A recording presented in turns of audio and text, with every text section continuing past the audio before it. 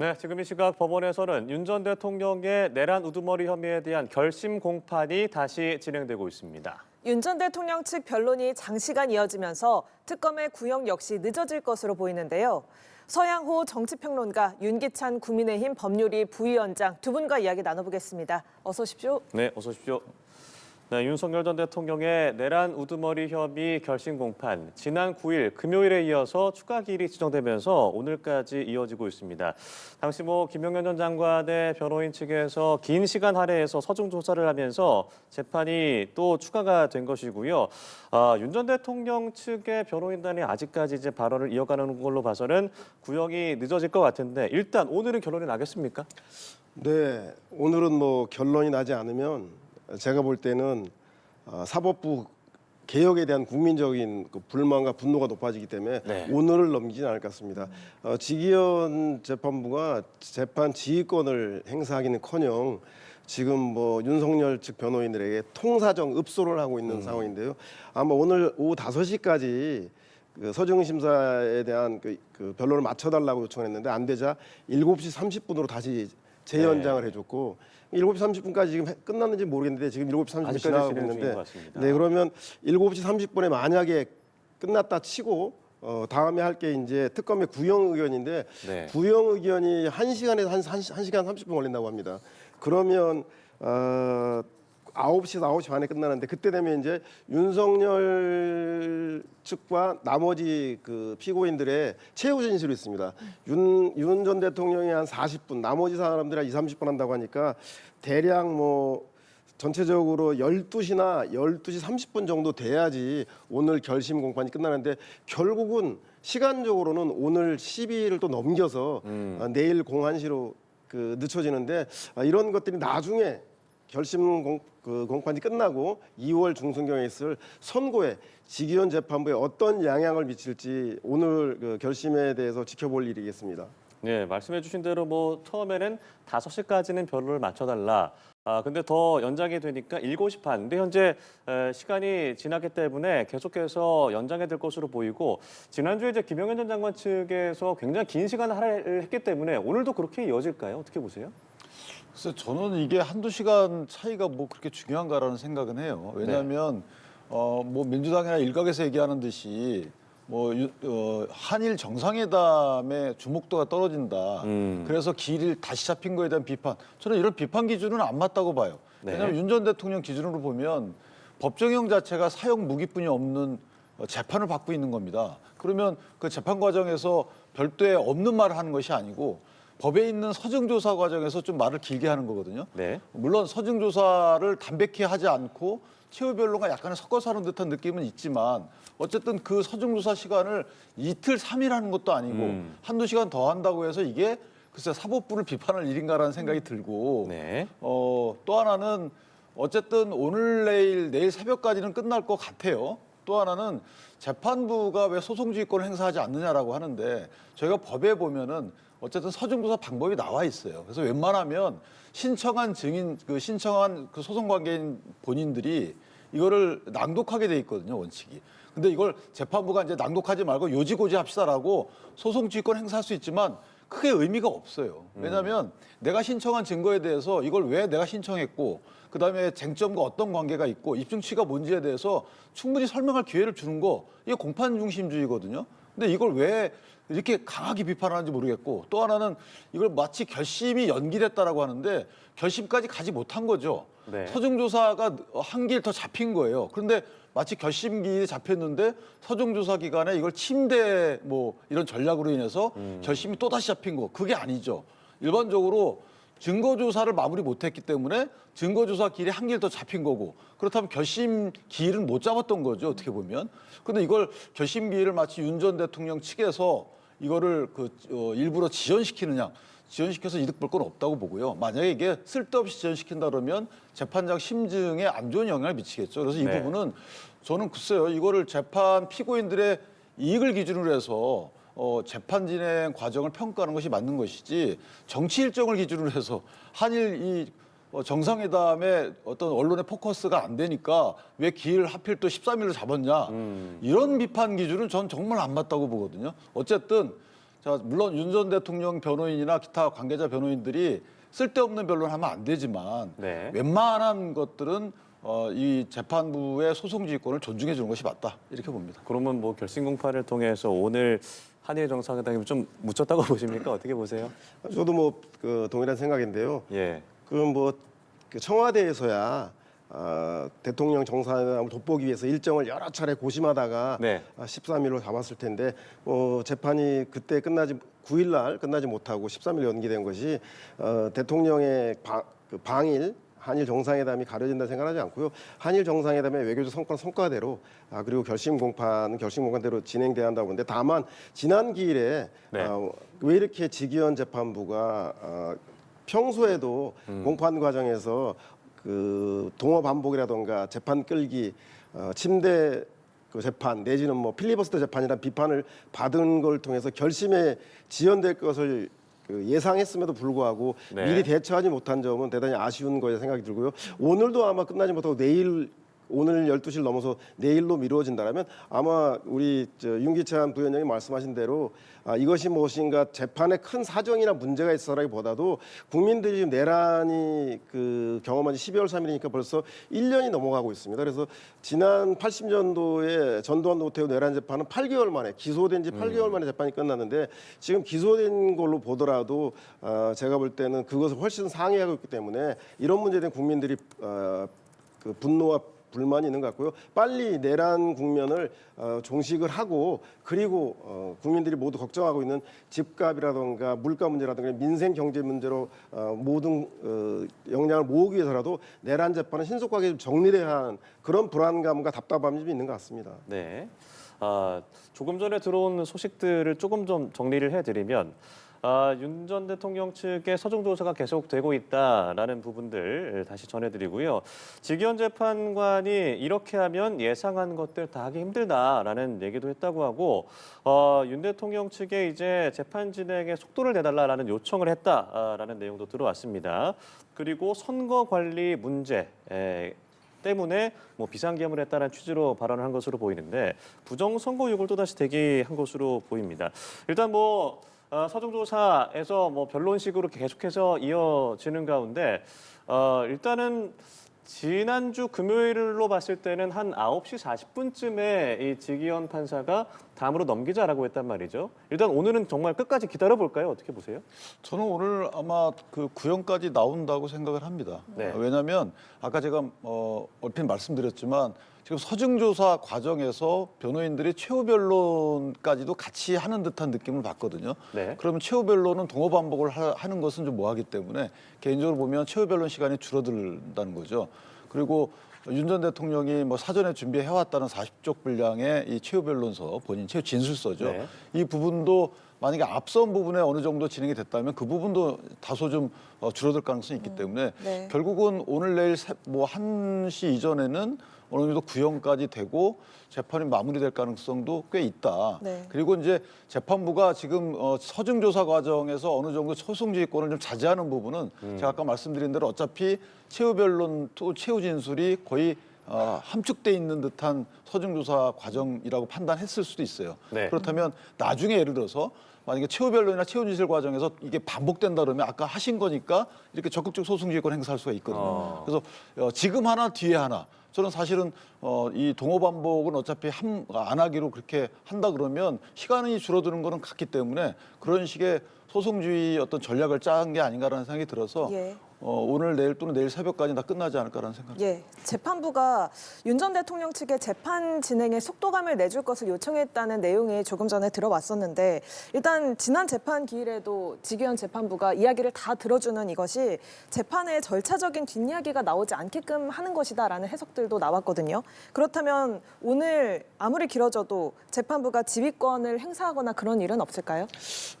제가 볼 때는 뭐 지휘권 행사는 직위원 재판장의 성격상 지금 뭐 여러 차례 드러난 공판에서 하지 않았기 때문에 오늘도 하지는 않을 것 같습니다. 다만 오늘 기일을 넘겼을 때 국민적 비난이라던가 사법에 대한 불신 문제 때문에 늦더라도 오늘 새벽 무렵에는 끝나지 않겠냐라고 예측을 좀 해볼 수 있겠습니다. 근데 저희가 이걸 탄핵 재판 때를 한번 되살려 보면 네.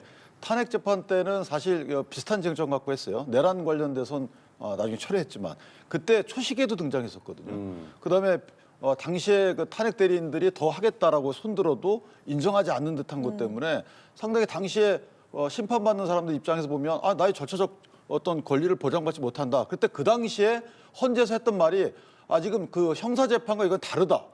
다르기 때문에 나중에 형사재판에서 다투세요라는 취지의 어떤 함의가 들어있는 듯한 소송지휘를 했어요. 그렇다면 지금은 제대로 해야 될 거 아니겠어요. 그러니까 지금 일부 김용현 그 전 장관의 변호인들이 했던 얘기가 그거예요. 탄핵 심판 결정문을 증거로 냈더니 검찰이 그거는 당시 절차적 정당성 없는 거다. 우리가 여러 가지 변론을 하거나 이런 것들을 다 제한하고 형사재판 절차와 다른 좀 빠른 또는 어떤 그 심판 대상자들이 권리를 인정받지 못한 과정에서 나온 거기 때문에 이거 증거로 쓰면 안 됩니다. 이런 식으로 나왔잖아요. 그러니까 지금 형사재판에서만큼은 법에 있는 절차를 가급적이면 좀 관대하게 아마 소송직권 행사에 반영하는 것이 아닌가라는 생각이 들고 이것을 저는 비판의 대상으로 삼으면 안 되는 거죠. 이게 만약에 며칠씩 진행되거나 또는 목적이 뻔히 보일 때 예컨대 이런 거죠. 이게 만약에 윤 전 대통령이 오늘 재판이 며칠 지나가면 풀려나요. 이 구속기간이 만료돼가지고 그래서 그걸 노리고 좀 더 한다 며칠 연장시킨다 그러면은 그 비판의 대상이 될 수가 있죠. 그런데 지금은 그럴 만한 이유가 거의 없어요. 그러니까 뭔가 할 말이 더 많고 본인이 그 재판부의 마지막에 좀 더 호소할 말이 많고 그럼 호소할 수 있도록 소송지휘권 행사하는 것이 왜 그렇게 큰 잘못인가라는 생각이 들고 저는 그것은 비판의 대상이 되면 안 된다고 봅니다. 네. 재판의 역설이라는 말이 있는데 네. 재판부가 피고인 측에게 충분한 그 반론권을 주고 진술권을 많이 주는 거는 향후에 가혹한 선고를 위한 소위 말해서 명분 축적욕이라는 그 얘기가 많이 있습니다. 지기현 판사의 별명이 법조계에서는 빙글의 뭐뭐라고 웃으면서 허허하지만 사실상 선고 결과에 대해서는 상당히 매섭다라고 소문이 나고 있기 때문에 네. 아마 피고인들의 최대한의 방어권을 보장함으로써 향후의 선고에 대한 명분과 빌드업을 해나가는 과정 뭐 그렇게 이해하는 것도 네. 이게 뭐 타당할 것 같다는 생각이 듭니다. 예, 알겠습니다. 두 분 모두 늦더라도 오늘 새벽에는 끝날 것 같다라는 예측을 내놔주셨는데 일단 가장 관심이 가는 부분이 특검의 구형량이거든요. 사형과 무기징역 중에서 어떤 결론을 내릴 것인지가 좀 관심인데 앞서 지난 8일에 구형량 회의를 열었을 때도 의견이 엇갈렸다고 하더라고요. 어떻게 의견을 모았을까요? 네, 엇갈렸는데 이제 한쪽으로 치우치지 않았다라는 취지는 각기 그 어떤 구형을 하더라도 명분은 다 있다라는 취지죠. 그러니까 네. 그 구형을 주장하는 그러니까 사형이든 아니면 무기든 유죄 시에 그 구형량을 정한 이유가 다 있다는 건데 개인적으로 보면 사형 구형은 아마 좀 더 경우의 수가 낮지 않을까라는 생각이 드는 것이 이게 이제 선례가 있잖아요. 이와 같이 내란 혐의 관련돼서 재판이 시작됐던 건 별로 많지가 않아요. 그러니까 이석기 의원 때는 사실 예비 음모이기 때문에 그건 빼게 되면 이제 전두환 전 대통령 시절과 비교할 수밖에 없어요. 그 당시에는 차이점은 뭐냐면 당시에는 이제 군사 반란도 있었어요. 79년도 12.12 군사 반란죄하고 80년도에 비상계엄을 확대하면서 광주 사태까지 이어진 거죠. 예. 그러니까 내란 목적 살인까지 들어가 있는 거기 때문에 그건 상당히 중했던 것이에요. 그게 유죄로 됐을 때 전두환 전 대통령에게 1심에 사형 구형하고 1심 사형 판결이 되고 2심에서 무기징역으로 감형이 됐단 네. 말이에요. 그게 확정이 됐습니다. 따라서 어느 정도 이제 예견이 되는 거예요. 그 비교해 보면. 따라서 무기징역을 넘는 구형이 있을까라는 생각이 드는 거고. 왜냐하면 현 정부의 기조도 현실 가능한 걸 하라는 거잖아요. 그래서 대장동 사건 항소 포기했던 거잖아요. 그죠? 그러니까 그런 기조와 비교해 보면 무기가 가능성이 있는 거고. 또한 전두환 전 대통령 때하고 또 차이점은 뭐냐면 그 당시에는 아까 제가 말씀드린 그런 두 개가 있었고 지금 윤 전 대통령에 대한 혐의 자체는 사실 약간의 미수에 가까운 부분이죠. 뭐 2시간 반인지 6시간인지 모르겠지만 어쨌든 인명피해가 없는 것이고 그다음 국회 계엄 해제 요구가 통과돼서 계엄 해제된 사안이라서 단순 비교가 어렵죠. 따라서 그 사안에 비교해 보면 어쨌든 이 죄질 만약에 유죄로 인정된다면 죄질이 상당히 차이가 있습니다. 그 차이까지 반영한다 그러면 저는 개인적으로 그 선례와 차이점 둘 다 반영해서 공통분모를 찾아낸다면 무기뿐이 없는 거죠. 네. 뭐 더 이상의 구형량은 그렇다 감형 구형은 안 할 것 같아요. 이건 무기를 감형하면 10년에서 50년 사이거든요. 네. 그러면 그 특검이 가명 구형을 하지는 않을 것 같고 그렇다면 무기 구형이 유력하지 않을까 이렇게 생각합니다. 네, 이전의 사례와 다르기 때문에 사형보다는 무기형에다가 무게를 더 실으셨는데 어떻게 예상하세요? 뭐 저는 특검의 구형 예고편이 있었다고 생각이 듭니다. 특검이 최종 수사 결과 발표할 때 뭐라고 얘기했냐면 폭동 행위의 전 과정을 통해 국민의 기본권을 중대하게 침해했고 폭력적이고 파괴적이었던 것은 지난 역사를 떠올리게 한다. 그 지난 역사 바로 전두환의 그 5.18 그 민주화운동에 대한 그 살인적인 진압이었거든요. 네. 그래서 저는 뭐 앞서 말씀하신 패널께서 얘기하신 그 인명살상이 없었다. 또 내진 일각에서 군인이 권력을 찬탈할 목적으로 군과 경찰을 동원한 것하고 대통령직에 있는 사람이 국정 운영에 답답해서 비상계엄을 한 거하고는 다르지 않느냐 그렇게 주장하는 분인데 그거는 저는 재판부 직위원 재판부가 선고할 때 양형 그 경감 사유가 될 수 있을지 몰라도 네. 특검은 이 문제에 대해서는 국헌 문란을 목적으로 해서 경찰과 군을 동원해서 국회를 무력화하고 정치인 체포하고 비상입법 구구 결사한 것을 폭동으로 간주하고 있습니다. 네. 따라서 이렇게 그 과정을 통해서 민주주의 기본 제도와 선거, 정당, 헌법 질서까지 파괴한 주범으로 보고 있기 때문에 전두환과 같은 형으로 저는 특검은 구형할 것이다. 다만 양형에 대한 감경은 재판부가 선고 시에 반영하지 않겠냐 그렇게 예상해 보겠습니다. 네, 오늘 뭐 여러 가지 얘기들이 나왔을 텐데 기사로 접할 수 있는 그 윤 전 대통령 측의 어떤 발언들을 정리를 해보자면 이 공수처 수사권이 없기 때문에 위법하다, 그러니까 증거 능력이 없다라는 점을 계속해서 주장을 하고 있고요. 또 이승만 전 대통령의 어떤 계엄도 얘기를 해서 이 사법 심사가 없었다. 그러니까 이 몽테스키의 비유를 들었던 것 같아요. 이 내용은 좀 어떻게 보십니까? 그러니까 상권 분립이기 때문에 사실 이제 수사는 또는 재판은 사법부가 하고 수사는 네. 행정부 산하의 수사기관이 하잖아요. 이렇듯 그 행정부의 수반인 대통령에 대해서 어떤 통치 행위에 대해서는 사법심사의 대상이 되지 않는다라는 주장인데 네. 사실은 그 법률적으로 좀 철저한 주장인 건 맞아요. 제가 보더라도 사법심사의 그 사안별로 어떤 거는 되고 어떤 건 안 되고 하는 거죠. 이미 이제 저희가 그 97년도에 전두환 전 대통령 시절에 한번 있었기 때문에 그와 관련돼서는 상당히 이제 재판부를 설득한 논리로 또는 법리로다간 채택되기 어렵다라는 생각이 들고 다만 이건 있습니다. 공수처 내지 검찰이 네. 그 공수처와 검찰 특수본이 했던 수사가 과연 이게 정당하냐에 대한 문제 제기는 법리적으로는 이론 구성이 가능합니다. 예컨대 지금 공수처는 내란죄에 대한 수사권이 없죠. 검찰도 없습니다. 그래서 당시에 박세현 검찰 특수본부장이 했던 얘기가 공무원이 직권을 남용해서 국헌문란의 목적으로 폭동을 일으킨 이렇게 정의했어요. 그래서 직권남용이 있기 때문에 직권남용죄는 검찰 수사 대상이 되는 거죠. 그래서 그 수사를 시작했다는 거예요. 그래서 그 말은 그렇게 구성했다는 말은 이 관할과 관련돼서 여러 가지 다툼 여지가 있기 때문에 그래서 공소기각 판결을 요구하는 변호인의 논리는 법리상은 이런 어떤 논리적으로 구성이 가능해요. 그래서 그 부분하고 그 다음에 이제 무죄 주장과 관련돼서는 이게 폭동이 아니다 이 부분하고 그다음에 국헌문란의 목적이 있느냐에 대한 모의. 왜냐하면 이게 모의가 있다고 2023년 4년도에 모의가 있다고 얘기를 하고 있지만 네. 구체적인 모의 내용에 대해서는 안 나오고 있다는 거죠. 지금 공수처 변경이 구체적으로 어떻게 될지 모르겠지만 예를 들면 이런 겁니다. 그 경찰청장이 안가에 가서 대통령과 어떤 만남을 가진 이후에 임무를 미션을 부여받고 나옵니다. 근데 그 이후에 또 다른 미션을 그때그때 부여받아요. 그 말은 뭐냐면 애당초에 모의 내용이 특정되지 않았다는 거죠. 그러니까 국헌문란의 목적 자체가 모의로서 입증이 안 된다는 거예요. 그런 부분에 아마 변호인들은 천착을 할 것 같아요. 물론 그때그때 임무를 하달받을 수 있지만 지금 국회의원 출입 과정을 보면 처음에는 출입을 금지했다가 다시 열었다 금지하죠. 네. 그다음에 그때 대통령에게 전화를 받아가지고 이렇게 됐다라고 주장을 하고 있어요. 진술을 하고 있고. 그러면 애당초에 각기 받은 미션이 뭐지? 각자가 담당한 업무가 뭐지라는 거에 대해서 사실은 이게 질서정연하게 설명은 안 되고 있는 거예요.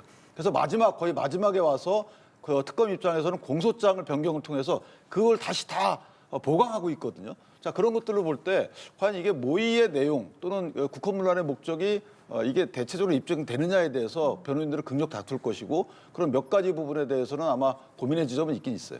네, 말씀하셨던 부분은 사실 뭐 1년 내내 공방을 했던 주제여서 어떻게 생각하시는지 다시 한번 좀 정리를 해주시면 좋을 것 같습니다. 뭐 저는 윤 대통령이 10개 아니라 100개의 조항을 근거로 제시해도 계엄과 대통령이라도 법 앞에 똑같이 평등해야 한다는 그 기본 헌법 정신을 잊지 말아야 될 것 같습니다. 네. 비상계엄이 사법심사의 대상이 아니라는 것은 비상계엄도 헌법에 명확한 요건을 정하고 있습니다. 전쟁과 그에 준하는 뭐 그 변란이라든가 폭동 이런 것이라고 요건을 정하고 있는데 네. 제가 볼 때는 그 통치행위라고 하지만 그 요건에 충족되지 않았을 경우에 사법심사의 대상일 거고요.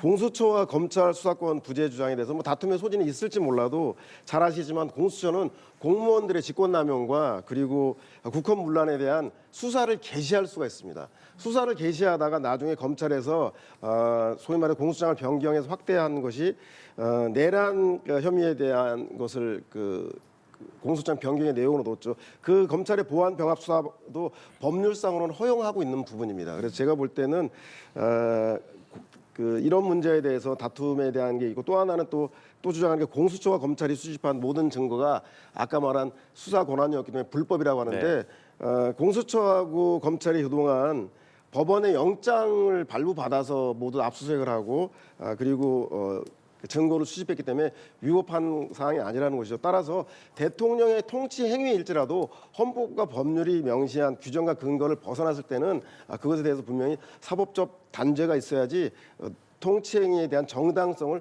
확보할 수 있다고 보기 때문에 제가 볼 때는 윤석열 변호인 측의 억지 주장에 불과하다는 생각이 듭니다. 네, 지금 내란 혐의 재판 결심이 10시간 넘게 계속해서 진행이 되고 있는 상황입니다.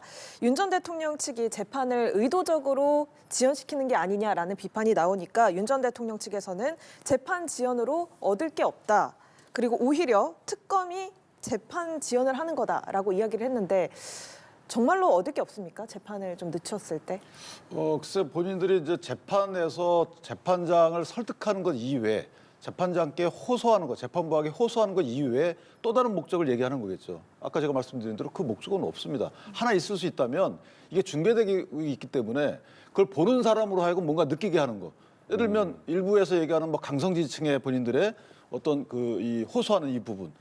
근데 그 부분이 꼭 강성지층만 보는 건 아니잖아요. 일반 국민들도 보기 때문에 만약에 얼토당토하는 이런 내용으로 재판을 더 이어간다 그러면 그거는 마이너스 요인일 수도 있는 거거든요. 그러니까 그 재판 이전이라는 것보다는 저는 변론을 오래 한다라고 볼 필요가 있어요. 왜냐하면 지금 변호인들이 하는 얘기를 제가 보니까 지난 재판 과정에서 본인들은 15만 페이지에 달하는 이 수사 기록에 대해서 상당 부분을 증거 동의했다는 거예요. 그걸 증거 부동의하게 되면 재판장이 현출돼서 뭔가 증거조사 과정을 더 거쳐야 되거든요. 그러니까 이 15만 페이지 등 또는 또 여러 가지에서 증거 동의한 이유가 그럼 그 행위 자체가 이게 재판 지연이냐. 애당초에 재판 지연을 목적했으면 그거 다 부동의하거든요. 이런 부분이 하나 있는 것이고 또 하나는 재판에 들어가 보신 분들은 알지만 재판장은 웬만하면 검찰 측 증거 신청 등을 잘 기각하지 않아요. 그리고 검찰 측에서 증인 신문할 때 소송지휘권 행사를 잘 안 합니다. 웬만하면 다 하게끔 해줘요. 약간 변호인하고 좀 차이가 좀 있는데 그 얘기를 하는 거예요. 그러니까 특검도 제가 전체적인 중계를 다 보지는 않았지만 신문을 여러 가지 하고 증인도 중복 신청하고 그다음에 이 재판 저 재판에 또 같은 증인을 부르고 하는 그런 내용을 얘기하는 것 같거든요. 그러니까 만약에 재판이 이렇게 지연된 그 책임을 따지자면 특검이 더 많다. 이건 뭐 일부러 지연했다 이런 의미가 아니고 해당 지연을 위한 절차 진행의 포션을 따지자면 특검이 훨씬 한 게 많다라는 주장인 것 같아요. 근데 지금 이게 병합하기 전에는 한 사람이었지만 병합한 이후에 8명이잖아요. 8명이 하는 거에 대해서 왜 이렇게 박하냐라는 이 취지를 얘기하는 거죠. 지금 특검도 서증 조사를 7시간 했거든요. 그 보면 1대1로 다 따지자면 유현석 변호사가 한 얘기처럼 왜 그거를 한꺼번에 우리 전체 다 합쳐서 7시간 해야 되는 것이냐. 이런 취지의 주장이 있기 때문에 저는 여기에 대해서는 너무 박하게 볼 필요는 없는 것이다. 그리고 지연해가지고 얻을 게 없어요. 만약에 그 지연이 정말 지연의 목적이고 쓸데없는 거고 품격 없는 변론이 이어진다면 재판장 또는 재판부한테 안 좋은 인상을 주는 거거든요. 그러면 뭐 양형의 문제는 아닐지 몰라도 어쨌든 재판장 입장에서 이 사건을 또는 피고인을 바라보는 시각이 좋지는 않은 거기 때문에 그것들을 변호인들은 다 알아요. 그러니까 피고인들도 당연히 알고 느낍니다. 그래서 그 부분은 일단 물론 안 좋은 언행들은 몇 가지 있었어요. 제가 보더라도 뭔가 좀 비아냥되는 그런 언행들은 일부 변호사들이 있었는데 그 부분은 고쳐야 되는 부분이고요. 다만 피고인 입장에 생각을 해준다면 그러면 이것을 마치 재판 지연으로 좀 왜곡해서 보는 시각은 옳지 않다 이렇게 봅니다. 예. 예. 네. 재판 지연 의혹 관련해서 특검 때문이라는 주장 어떻게 들으셨어요? 제가 볼 때는 윤석열 측은 제가 볼 재판 지연하는 게 사실 믿져도 이익입니다.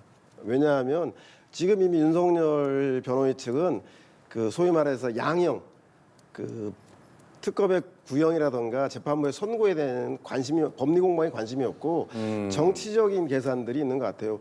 재판이 자꾸 늘어지면 정치 고관여층이 아닌 일반 국민들이 볼 때는 이거 뭐 문제가 있는 거 아니야? 네. 설마 재판부 판사 검사 앞에서 문제가 없이 저렇게 재판이 연기되겠어?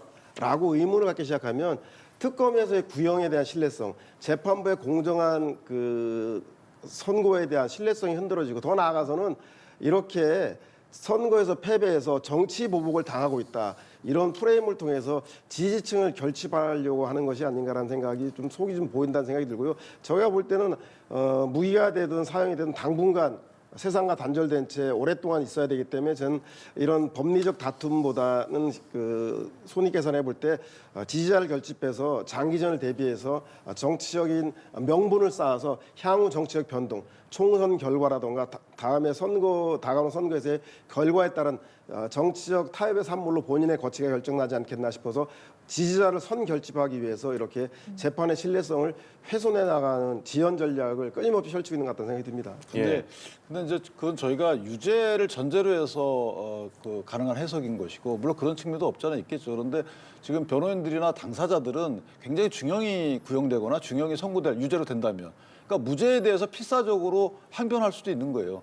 이제 저런 모든 논리들이 저희가 볼 때는 와, 왜 저런 논리까지 끌어들이지 하는데 100가지 논리를 모든 걸 동원하고 싶은 거죠. 왜 무죄를 받기 위해서 또는 공소 기각을 받기 위해서. 네. 그러니까 어떤 형사 책임을 피하기 위해서 많은 법리나 많은 논리를 다 동원하는데 그 일부가 저희 귀에 거슬릴 수도 있는 거예요. 그래서 이 부분을 너무 마치 변호권을 남용한다 이런 식으로 볼 것이 아니고 100가지를 다 동원해서라도 나는 무죄를 받고 싶고 내 의뢰인에 대해서 무죄를 판단받게 하고 싶다라는 변호인들의 어떤 심사숙고가 들어가 있는 것일 수도 있죠. 근데 물론 제가 아까 말씀드렸지만 일부 변호인들의 발언은 부적절한 게 있긴 있어요. 근데 그걸 전체적으로 해당 뭐 변호인이나 아니면 피고인들의 전반적인 분위기다 이렇게 단정할 건 아니라는 거예요.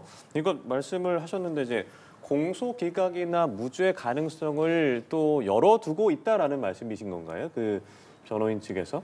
그 당연한 거죠. 예. 지금 변론 전략이나 변론 방향을 보면 만약에요 이게 무죄 주장이나 공소기각 변론이 포함되어 있지 않다 그러면 저렇게 변론하지 않습니다.